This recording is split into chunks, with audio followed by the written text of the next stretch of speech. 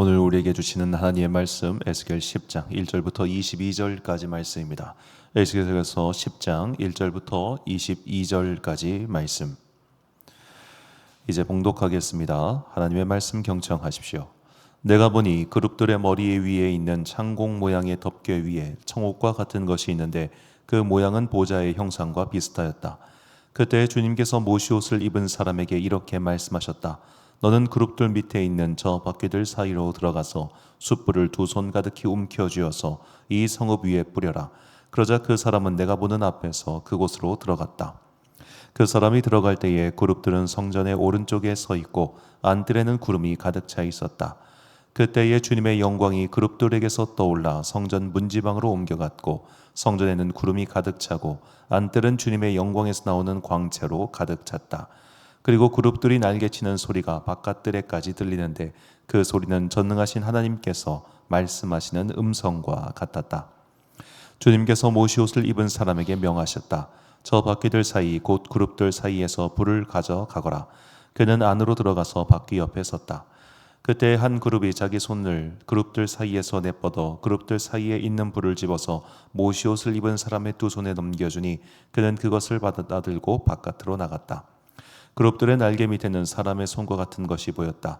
내가 또 보니 네 바퀴가 그룹들 곁에 있는데 이 그룹 곁에도 바퀴가 하나 있고 저 그룹 곁에도 바퀴가 하나 있었으며 그 바퀴들의 모습은 빛나는 녹주석 같았다.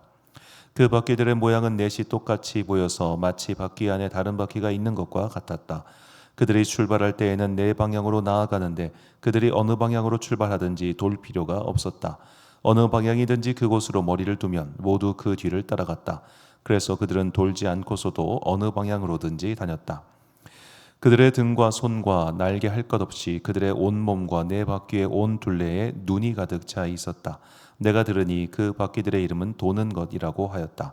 그룹마다 얼굴이 넷 있는데 첫째는 그룹의 얼굴이요, 둘째는 사람의 얼굴이요, 셋째는 사자의 얼굴이요, 넷째는 독수리의 얼굴이었다.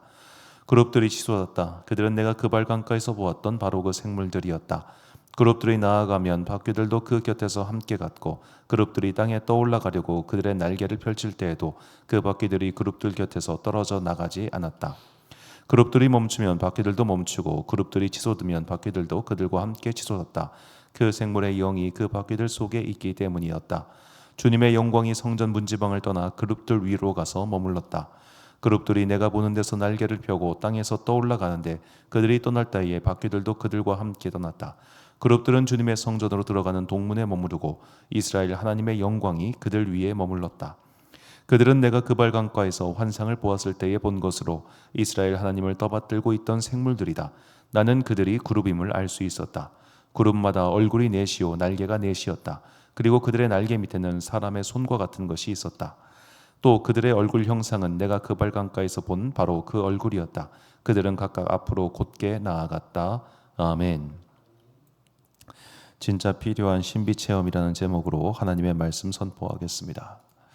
자, 오늘 본문 말씀은 이 그룹에 대한 말씀입니다. 이 그룹이라고 하는 것은 우리가 보통 생각할 수 있는 일종의 천사라고 생각하시면 되겠습니다. 이 그룹이라는 것은 그냥 히브리어를 직역해서 그냥 갖다 놓은 겁니다. 그래서 영어 성경에 보면 보통 the creature라고 되어 있습니다. 그러니까 정관사를 써가지고 이런 생명체가 있다라는 겁니다. 그러니까 무언가 인간의 말로 형용하기 어려운, 인간의 말로 묘사하기 어려운 그런 사실은 좀 괴이한 거예요. 이거 그림으로 검색해 보시면 에스겔에 나왔던 이 글에 나온 거를 그대로 그림으로 그려서 옮겨 놓은 거, 그거 그림 보시면 무섭습니다. 일단은 얼굴이 내면이에요. 날개가 4장 달려 있고 그리고 바퀴를 달고 다니는데 그 바퀴 안에는 눈들이 가득하대요. 이게 얼마나 생각하기에 따라서 무섭고 끔찍합니까? 괴기 영화 괴물도 이런 디자인 나오지 않을 겁니다. 자, 이 그룹에 대한 묘사가 오늘 10장에 가득합니다. 이제 그룹이라고 하는 이 이름 자체도 에스겔서에서 제일 많이 나오고 또 그룹의 형상에 대해서 이렇게 자세한 장은 딱 오늘 본문밖에 없습니다. 자, 성경의 모든 내용들은 다 의미가 있게 쓰여진 것입니다. 그 어느 한 글자 한 글자도 의미 없게 그냥 쓰여져 있는 것은 없습니다. 우리가 어떤 글을 쓸 때 모든 글 단어 하나하나에도 저자의 의도가 담겨 있지 않겠습니까? 그렇다면 성경의 저자이신 하나님의 의도가 이 본문 속에 분명히 있을 겁니다. 도대체 하나님께서는 왜 이런 우리가 읽고 나서도 이해하기 어려운 그런 말씀을 주셨을까요? 먼저 본문 9절부터 10절 그리고 14절 말씀을 다시 한번 보면, 내가 보니 그룹들 곁에 네 바퀴가 있는데 이 그룹 곁에도 한 바퀴가 있고 저 그룹 곁에도 한 바퀴가 있으며 그 바퀴 모양은 황옥 같으며 그 모양은 내시꽃 같은데 마치 바퀴 안에 바퀴가 있는 것 같으며 그룹들에게는 각기 네 면이 있는데 첫째 면은 그룹의 얼굴이요 둘째 면은 사람의 얼굴이요 셋째는 사자의 얼굴이요 넷째는 독수리의 얼굴이더라. 아멘. 자, 바퀴 안에 바퀴가 있고, 자, 네 면은 무언가가 있고, 자, 이런 모양을 쭉 우리가 그리다 보면은 도대체 이게 뭔가라는 생각을 하지 않을 도리가 없습니다. 자, 그래서 옛날부터 많은 학자들 그리고 오늘날에도 많은 사람들은 이 에스겔서에 나오는 도대체 이 그룹이 어떤 의미로 나온 것이냐를 가지고 여러 가지 해석들을 합니다. 어떤 사람들은 이것을 요한계시록에 나오는 천사들과 심판의 천사들과 연결시키는 사람도 있고, 또 어떤 사람들은 이것을 다니엘서에 나오는 그런 예언과 연결시키는 사람들도 있습니다. 그런데 중요한 것은 이 소위 말해 묵시록이라고 하는 요한계시록이나 다니엘서나 유다서를 보면, 유다서는 너무 분량이 짧으니까 작으니까 빼더라도 다니엘서에 나오는 묵시 그리고 요한계시록에 나오는 최후의 심판에 대한 예언, 이런 먼 훗날의 예언을 주셨을 때는 그 환상을 본 사람이나 그리고 그 환상을 전해들은 오늘날 독자인 우리나 그 현상을 봤을 때 그 의미를 알 수 있게 써 놓으셨다는 거예요. 좀 더 쉽게 말하자면, 예를 들어 하나님께서 먼 미래의 일을 이 예언자들에게 보여주셨습니다. 그리고 예언자들은 그것을 글로 남긴 거죠. 그리고 그 글을 우리가 읽었을 때 아직 그 현상은 오지 않았지만 일단 그 글을 읽고 나면 이 현상이 왔을 때 이것이 이거였구나 라고 알 수 있게끔 쓰여져 있다는 거예요. 그러니까 먼 미래의 일을 알려주는 이 묵시 혹은 신비, 환상은 우리로 하여금 이게 도대체 뭐지? 라고 갸우뚱하게 만드는 것이 아니라 이 글로 하여금 먼 훗날에 있을 일을 왔을 때 감지할 수 있도록 써놓으셨다는 겁니다. 너 여기에 빠지면 안 돼. 여기서 벗어나야 돼 라고 말이죠. 그런데 이 그룹의 환상은 그렇지가 않아요. 목적이 도무지 보이지가 않습니다. 그저 기괴하고 달리 말하자면 그저 신비할 뿐이죠. 왜 이런 걸 두셨을까요?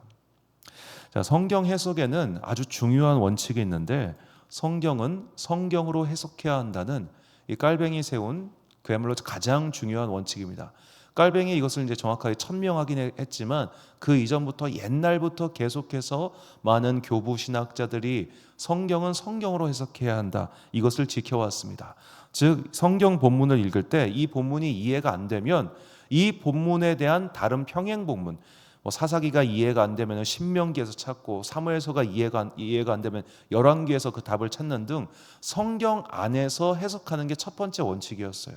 그런데 성경 안에서 너무너무 자료가 없어서 해석이 안 되는 것들이 있어요.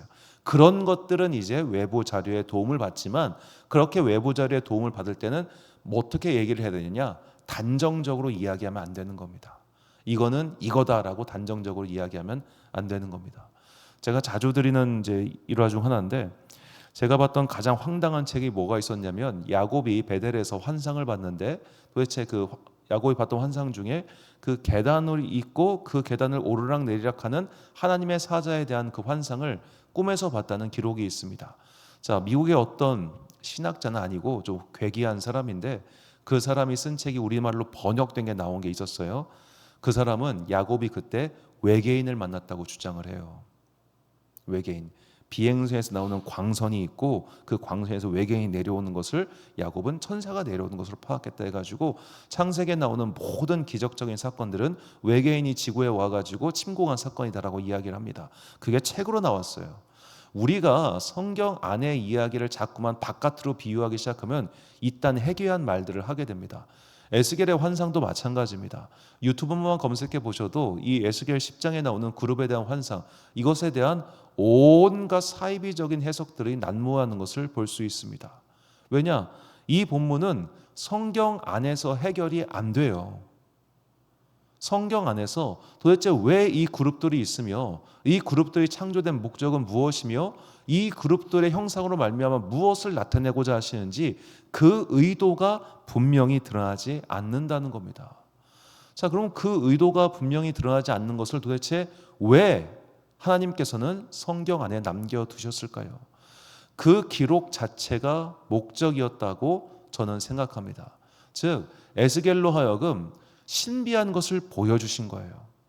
보통 우리는 그런 신비한 체험을 하면은 도대체 이 신비한 것의 의미가 무엇일까를 고민하지만 하나님께서는 그런 의미 때문에 신비한 걸 보여주신 게 아닙니다.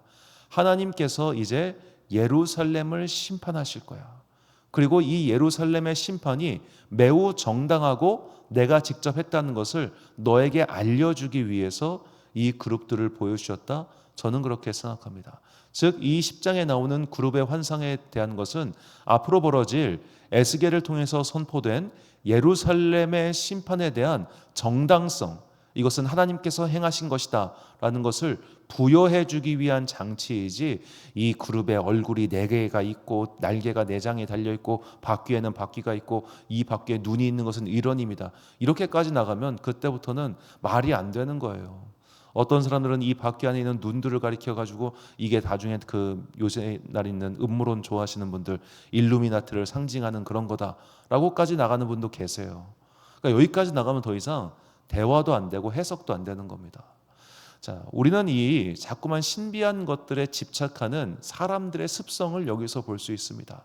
우리는 지금도 사실 신비 체험을 좋아합니다. 저도 신비 체험 좋아합니다. 그리고 신비 체험이 필요한 것도 분명히 있습니다. 언제 필요한가? 믿음이 약한 자들에게 하나님이 살아계심을 깨닫게 할 수 있는 가장 편한 방법이 신비 체험이에요. 그 인격이 변화하고 그 삶이 변화하는데 가장 분명한 동력을 제공해 주는 것이 신비 체험이라는 것은 분명합니다. 제가 만난 한 장로님은 모든 병원에서 당신 죽을 거라고 하셨는데, 이분이 기도원 가서 병이 나왔어요. 안색이 죽을 것 같았고 본인도 이제 그 폐병이 워낙 심해가지고 뭐 얼굴 피부 색깔이 다 변했고 유산까지 다 정리하셨다고 하니까, 그런데 기도원 가서 병이 나은 겁니다. 그때부터 이분이 40년 동안 신앙생활하는 동안 흔들린 적이 단 한 번도 없었어요. 교회가 풍비박산이 나고 막 그냥 교회 안에 막 재산 갖고 싸움이 벌어지는 그 와중에서도 이분은 믿음이 흔들린 적이 한 번도 없었습니다. 왜냐? 내가 신비 체험을 했거든요. 너무나 확실한 그 체험을 했으니까 그분의 믿음이 흔들리지 않는 겁니다. 하나님께서 우리에게 그런 신비로운 체험을 주시는 것은 이런 목적입니다. 우리의 믿음을 강하게 하기 위해서인 거예요. 그런데 몇몇 사람들은 그런 신비 체험을 가지고 이것을 자신의 영적인 우월성으로 삼는 사람들이 있습니다. 예를 들어 오늘 본문의 이 10장을 가지고 내가 이것을 신비로운 환상 속에서 체험하고 보니까 이것은 이거고 저것은 저거고 저것은 이거다라는 식으로 말이죠. 그래가지고 마치 아직 그것에 대해서 유보하고 있거나 그것에 대해서 아무 생각이 없던 자들로 하여금 와, 저분은 뭔가 상서로운 능력이 있는 분이구나, 이렇게 생각하게 만든다는 것이죠. 하나님의 신비 체험은, 그러니까 하나님께서 우리에게 주시는 그런 신비로운 체험은 남에게 자랑하라고 주시는 게 아닙니다. 나의 믿음의 보탬이 되기 위해서 주시는 겁니다. 신비 체험에 대해서 참 바울이 보여준 태도를 우리가 꼭 기억해야 됩니다. 고린도후서 12장 2절과 4절을 보면요, 바울은 천국에 갔다 온 경험을 이렇게 소개를 해요. 내가 그리스도 안에 있는 한 사람을 아노니 그는 14년 전에 셋째 하늘에 이끌려 간 자라. 그가 몸 안에 있었는지 몸 밖에 있었는지 나는 모르거니와 하나님은 아시느니라. 그가 낙원으로 이끌려가서 말로 표현할 수 없는 말을 들었으니 사람이 가히 이르지 못할 말이로다.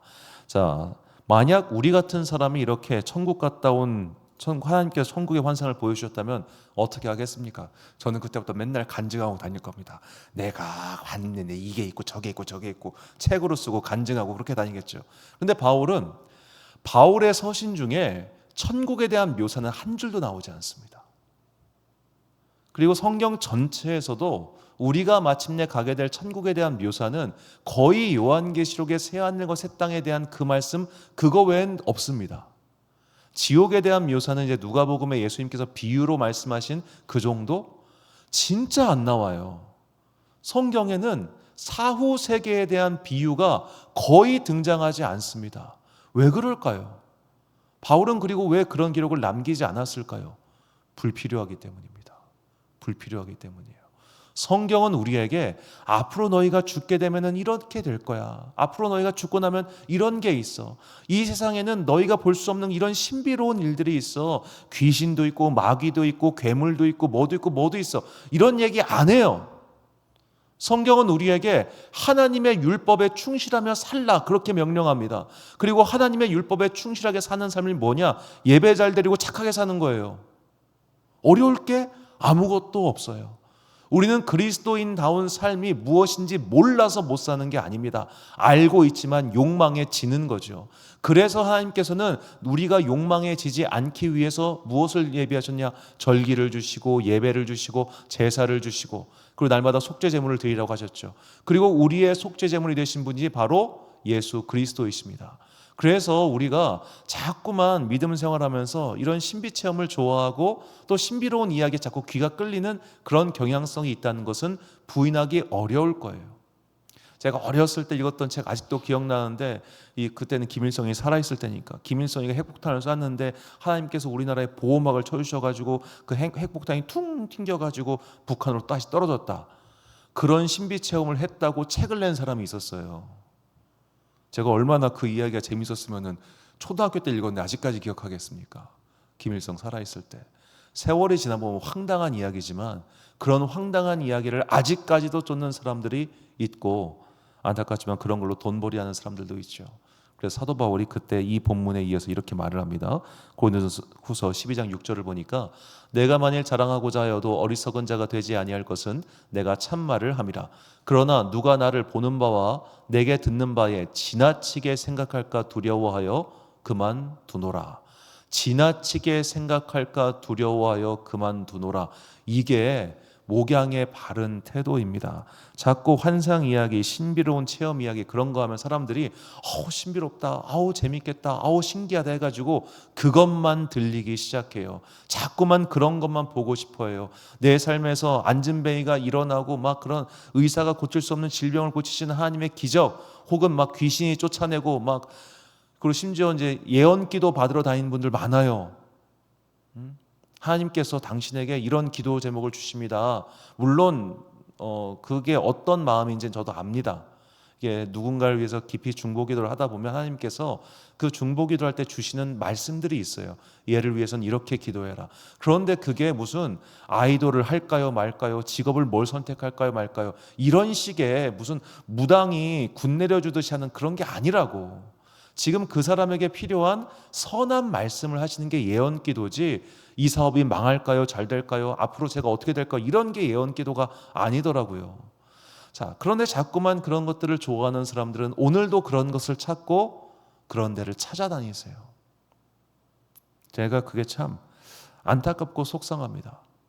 지금도 저는 아무래도 이제 계속 교회 유튜브를 하다 보니까 교회 유튜브를 올리고 하다 보면은 어쩔 수 없이 그런 관련된 것들이 많이 등장합니다. 그러면 그 이야기를 볼 때마다 참 안타까워요. 우리가 정말로 추구해야 될 것, 우리가 진짜 잊지 말아야 할 신비로운 체험은 오직 십자가에 달리신 예수 그리스도라는 것을 잊어서는 안 될 것입니다. 로마서 16장 25절부터 27절까지 말씀 우리가 참 목소리로 봉독하겠습니다. 시작. 나의 복음과 예수 그리스도를 전파함은 영세전부터 감추어졌다가 이제는 나타내신 바 되었으며 영원하신 하나님의 명을 따라 선지자들의 글로 말미암아 모든 민족이 믿어 순종하게 하시려고 알게 하신 바 그 신비의 계시를 따라 된 것이니 이 복음으로 너희를 능히 견고하게 하실 지혜로우신 하나님께 예수 그리스도로 말미암아 영광이 세세 무궁하도록 있을지어다. 아멘. 사랑하는 지혜의 빛 광성교회 성도 여러분, 그리고 이 새벽을 함께 깨우고 계신 귀한 주님의 자녀 여러분, 오늘은 순례절기 사순절 둘째 날입니다. 그룹은 적어도 에스겔서에 나온 이 10장의 그룹의 역할은 그저 하나님의 임재에 대한 상징이며 묘사일 뿐 그 이상의 의미는 없다고 볼 수 있습니다. 그러니 자꾸만 이것저것 갖다 붙이는 그런 신비로운 이야기 좋아하는 호사가들의 말에 속지 마십시오. 더 나아가 이런 유튜브의 발달, 그리고 다양한 목회의 모습들의 증가, 이런 것들이 많은 사람들의 그런 마음을 자극해가지고 지금도 예언기도 받으러 다니는 그런 일들이 우리 주변에 참 많이 있습니다.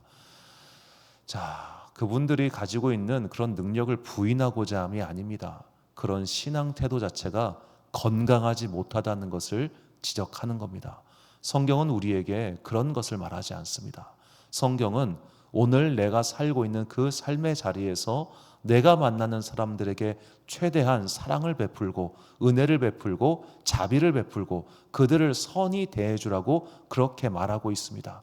너희가 그렇게 이 땅에서 살면서 손해를 감수하고 선한 일을 행할 때, 너희가 천국에 왔을 때, 그리고 이 땅을 사는 동안 내가 그것을 보상해 주겠다. 이게 하나님의 메시지입니다.